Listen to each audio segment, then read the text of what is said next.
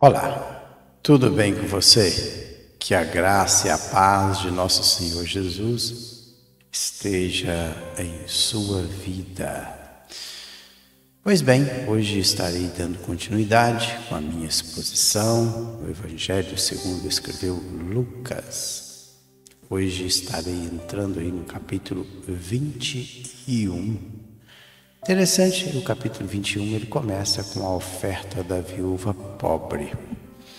Eu somente vou expor esse texto, pois o restante vai falar a respeito do sermão escatológico de Jesus, falar sobre escatologia.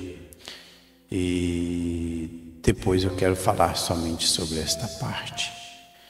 E lembrando que eu tenho uma playlist com todos os vídeos deste Evangelho, desde o capítulo 1 até o capítulo 20. Eu vou deixar no card acima para que você possa ver os demais vídeos deste Evangelho, explicando aí, versículo por versículo, este Evangelho tão maravilhoso. Vamos lá.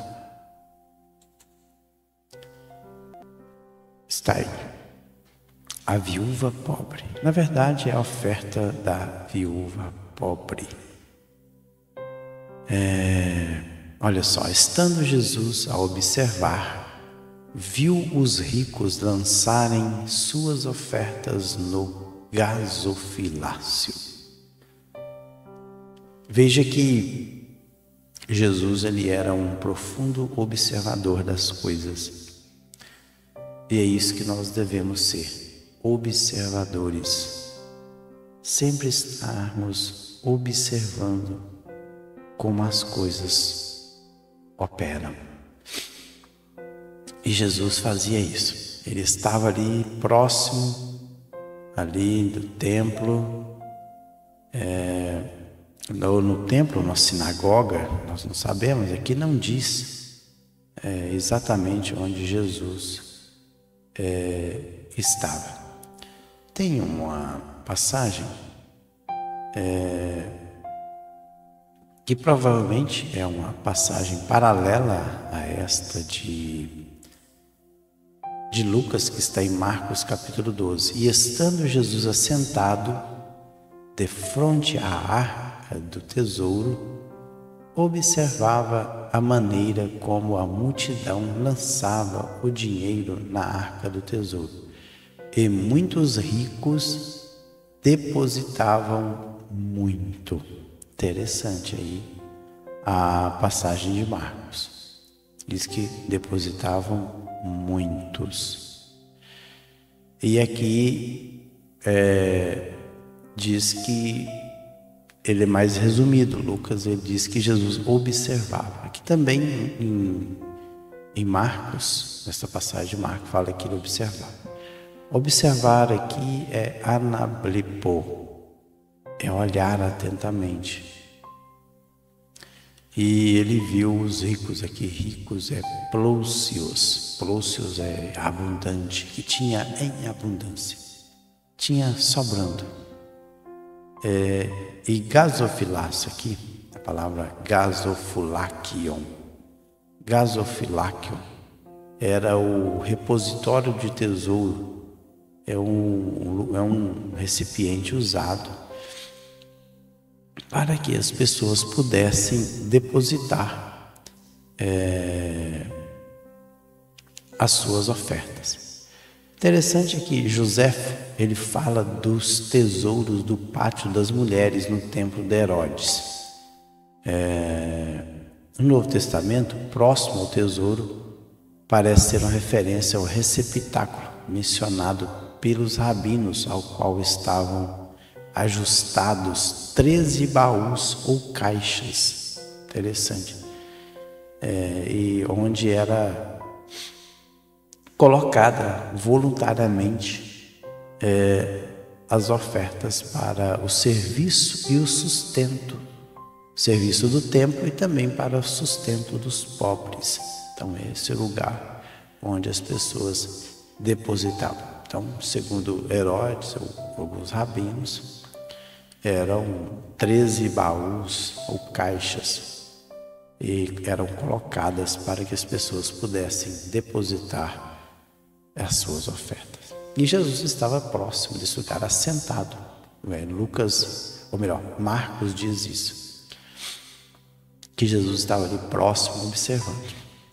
Então, viu o 2 aí, viu também certa viúva, pobre, lançar ali 2 pequenas moedas. Esta viúva aqui, ela lançou essas moedas, que chama-se na língua grega lepton. Essa palavrinha aqui, ó, lepta. Lepta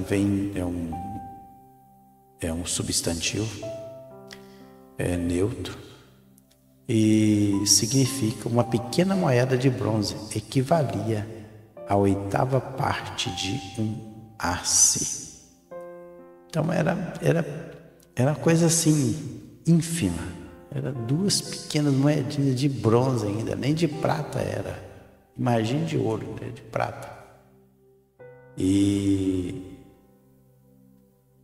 era tudo que esta mulher tinha. Essas 2 moedinhas, 2 pequenas moedas, equivalente à 8ª parte de um asse. Nem era do denário, era de um asse, que era também uma moeda de baixo valor. E disse, e aí Jesus, observando esta viúva lançar ali tudo que ela tinha, e disse: verdadeiramente vos digo que esta viúva pobre deu mais do que todos. Interessante. Olha, e disse: verdadeiramente vos digo que esta viúva, viúva, deu mais do que todos. E ela pobre, está aí, novamente, blepos, ou melhor, pobre é pitorros. Pitorros é uma pessoa necessitada. A palavra em cima, a palavra no versículo 2 é penirros, que é um pobre necessitado. É um adjetivo. E aqui também é um adjetivo, pitorros, que é reduzido à pobreza, a ponto de estar mendicando.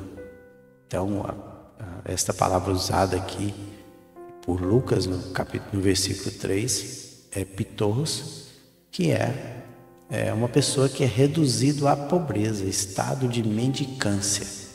E no 2, penirros, que é alguém muito necessitado. E aí Jesus completa: porque todos estes deram como oferta daquilo que lhes sobrava. Esta, porém, da sua pobreza deu tudo o que possuía, todo o seu sustento. Inclusive, esse valor aqui era tão pequeno. Ele é a 8ª parte, como eu já disse.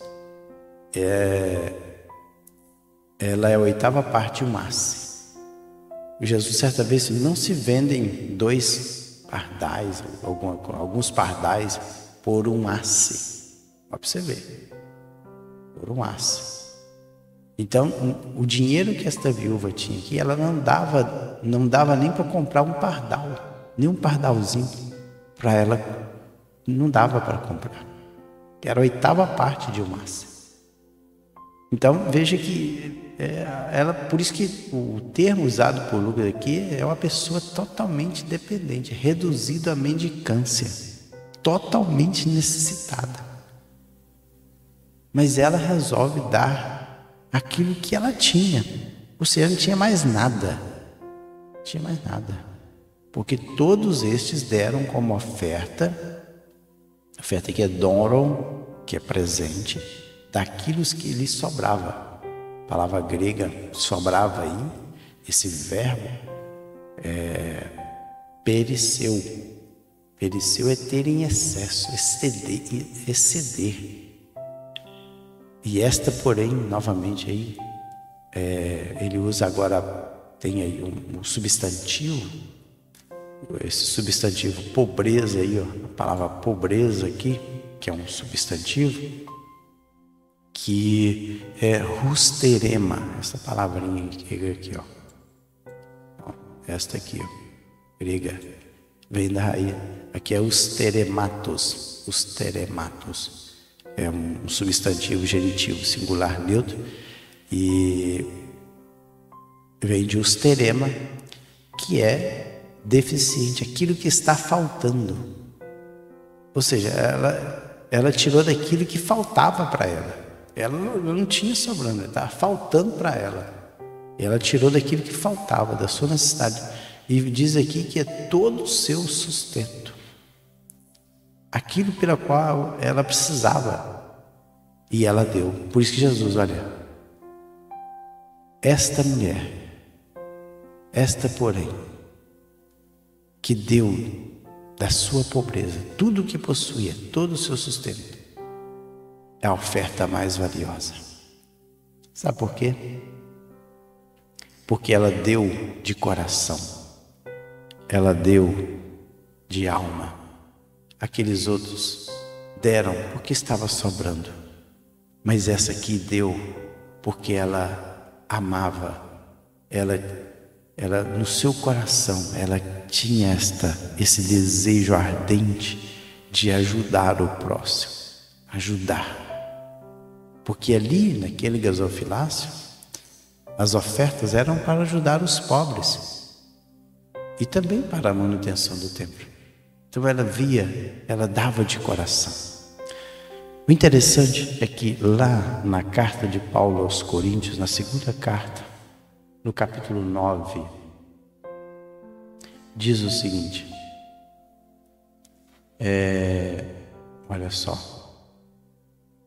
vamos ver aqui, vamos começar desde o 7, 9, 7. Cada um contribua segundo tiver proposto no seu coração, não com tristeza ou por necessidade, porque Deus ama a quem dá com alegria. Isso aqui Paulo estava falando aos irmãos de Corinto a respeito da ajuda aos pobres, porque Paulo estava levantando uma oferta para ajudar os pobres da região da Judéia. E ele diz, cada um contribua segundo o que tiver proposto no seu coração. Não com tristeza. Ele diz aqui que não é com tristeza. Tristeza aqui é aborrecimento, angústia, lamentação. Dá e fica lamentando. Ou por necessidade. Olha só. Ou por necessidade, por obrigação, por algo imposto. Eu vou dar porque está pedindo. Não é isso. Olha só. Cada um contribua segundo tiver proposto no coração. Não com tristeza ou por necessidade. Porque Deus ama, agapau é o verbo, quem dá com alegria. E ele continua no texto ainda lá de 2 Coríntios capítulo 9. Depois do versículo 8 do capítulo 9. Deus pode fazer-vos abundar em toda graça, a fim de que, tendo sempre em tudo ampla suficiência, superabundeis em toda boa obra. Ao versículo 9. Como está escrito, distribuiu, deu aos pobres. A sua justiça permanece para sempre. Ora, aquele que dá semente ao que semeia, pão para alimento, também suprirá e aumentará a vossa sementeira e multiplicará os frutos da vossa justiça. E tem uma passagem também que está lá em Provérbios 19, 17.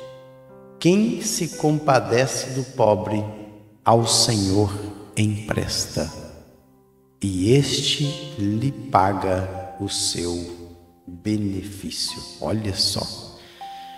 Então, mas esse dar aqui, como eu li em Corinto, na segunda carta, o capítulo 9, diz que tem que dar com liberalidade, não por necessidade, não por obrigação, mas dar de livre e espontânea vontade.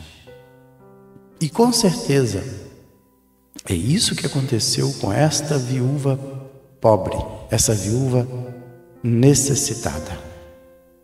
Ela deu com liberalidade, não por obrigação, mas ela deu com alegria. Então, a oferta da viúva pobre foi uma oferta dada com alegria, com liberalidade, segundo aquilo que ela propôs no seu coração. Pois bem, eu vou ficando por aqui, porque no próximo vídeo, deixa eu ver aqui, o próximo vídeo vai começar a partir do versículo 5.